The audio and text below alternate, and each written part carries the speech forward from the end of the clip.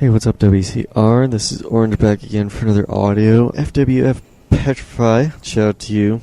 Didn't believe I was the real Orange on BattleNet, you fucker. Some dude from NG asked for a shout out, and Clan NG basically blackmailed me for a shout out, so shout out to them. Shout out to Clan SHS, which I believe was the sexual harassment squad, and then there was Clan, I remember what it was XBT, which was Xena's big titties. So shout out to you guys, and there were more, but I'll leave them for my next audio.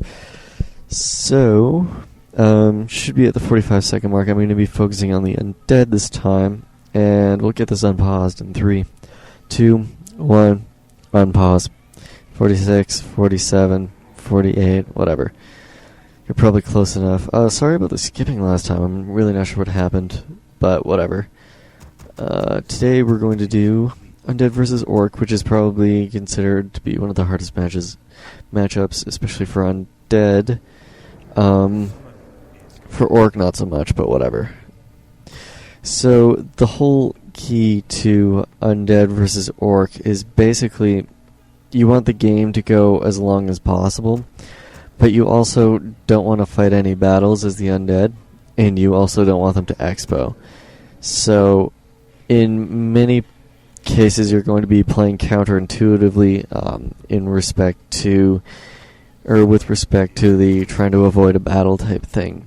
So, yeah, and you might think that's kind of weird, but as Undead, the higher your hero levels are, the worse it is for the Orc, and for them, the higher their heroes are, it doesn't really matter unless they've gone Farseer, Tauren Chieftain, or Blade Master, Tauren Chieftain, which is a little bitchier, especially if the TC gets level 6.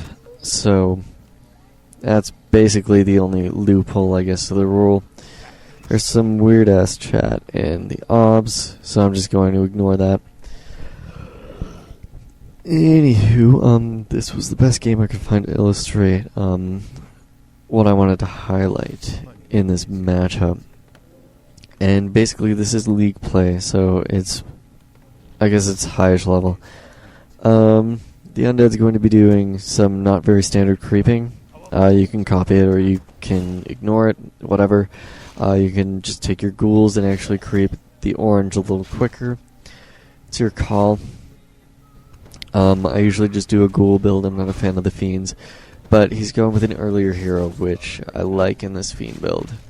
Especially because you have the quick tag. The only problem is you're a little vulnerable with the Ziggurats, but he has a pretty decent base build, so he should be able to get away with it. Especially because he's going to put his next Ziggurat at kind of a block point, but I mean, it's not the best spot, but whatever. I mean, for his second Ziggurat, that is. I would have put it further to the left so that it kind of clogged up the entrance and exit to where his Akos are going to get harassed, but whatever. His call. See, he's already putting up the next Ziggurat pretty quickly just because, for Undead, the base build's pretty important, especially this early in the game. And basically at any point in the game, just so you don't get harassed to crap. Anywho, this Undead's going to be going Fiends with no early ghouls, or I guess early Fiends. And here's what's going to happen with the Blade Master harass, is they're going to focus your hero. So what are you going to do? You're going to run away. And not tank too much damage with your DK. Sticking around your main is pretty easy to do, especially because if you have a cold tower, it makes it really bitchy for the Blade Master to get around. And if you have dust, they're screwed, and they won't be able to do more than 2 or 3 slashes on your DK unless you play really stupidly. Plus, you get the 2 HP per second regen, which is super sweet. So, yeah. Basically, with this early game, you're kind of vulnerable to losing your shop, which is why you get the Nerubian Tower. And if the Orc was a little more aggressive early game, that would have been a huge problem. Especially because you wouldn't be able to get your second Rod of Necromancy. And potions would be a pain in the ass at tier 2, plus it costs gold to put it up, so yeah. Thought I'd point that out. As the Undead, if you're going to harass the Orc early game, you either harass their creeping, just to slow them down so that they don't hit level 3 before you do, and then it's kind of a pain for you to get level 3 from then on. Or you harass their lumber until they hit tier 2. And basically when they hit tier 2... Oh, by the way, you'll notice he's using coil to kill off a couple creeps, even though they're pretty weak. It's just because of Blade Master paranoia, which is a natural symptom among many undead players. So, anywho, what was I saying? Yeah, so if you're going to harass their economy at all, basically early game what you do is you harass their lumber or their bestiaries that are going up, because technically that is their economy, because if you cancel them like 2 or 3 times, they're screwed. And then from then on you just harass their gold, because they're going to have so much wood it's almost not even funny. So if you look at his base and turn Fog of War off, you'll notice the Blade Master didn't go into his base because he couldn't make it. Well, he didn't go at the Echoes just because it was blocked off so well. I think it's kind of an odd move by the Undead not to go well, he's going straight to his base now, but I would have hit his base a little earlier. Oh, he's not doing what I expected him to. Generally at this point of the game you actually want to go in and cancel their bestiaries, because you can actually... Well, basically if you cancel them like 2 or 3 times, you've won the game, just because they won't have much wood for anything. And they're basically screwed from then on for the rest of the game in terms of wood, because they'll only have like 1 or 2 bestiaries in total, which sucks. Oh, he's going to lose this fiend, but it was bound to happen. Early game you don't want to lose too many fiends. This is way too late to hit, by the way.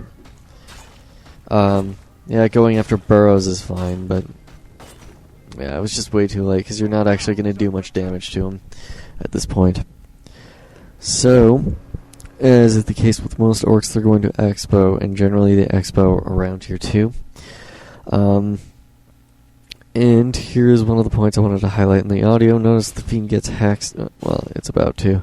But basically, the orc caught up to him, so he TP'd. Basically, not losing fiends is a good idea. And in this case, it was a pretty smart idea to TP, because he's on the absolute opposite end of the map, and he can actually hit his opponent's Expo without being hurt at all, because he forced a TP. So he should be hitting his Expo. That would just be smart play. But I'm not him right now. And basically what you do at the Expo is you take other peons first, because it's going to take a lot longer to take out their Great Hall, just for obvious reasons. The fact that it's a building and it has like 10 times the HP. Probably more than 10 times, whatever, I don't feel like doing the math. But basically peons cost 75 gold each, so 5 of them. 5 times 3 quarters. I don't feel like doing that. It's 15 quarters though. So, like, 350 gold, I believe, is what it costs in the end. And basically that's what an Expo costs. So you're basically killing an Expo worth of gold if you just focus the peons instead of the Great Hall. And this is smart by the Undead to run, because basically when the Blade Master catches you creeping a big camp, that is going to be a little difficult for you. Obviously their army is going to come after you, so that's just smart play. You'll notice he set the ghouls to the Expo. I figured this was kind of odd that he didn't continue focusing the Blade Master, just because it would make him waste either the healing scroll or a windwalk, which either way is good for you. So you'll notice that the Undead is going with a boneyard. Generally they would start upgrading their armor as soon as possible, but he's a little short wood. Anywho, yes, he's going with frostworms as opposed to destroyers, just because you're not going to gain much from destroyers anyways. Sure, they're decent damage output, but when it comes to wind riders versus destroyers, it's a real pain in the ass. But when it comes to frostworms versus destroyers, the advantage is a little more on your side. Plus, it allows you more leeway when it comes to hero focus. Plus, you can kill raiders pretty easily that way, just because you have the extra frost nova every couple seconds, basically. So you'll notice he went Beastmaster third.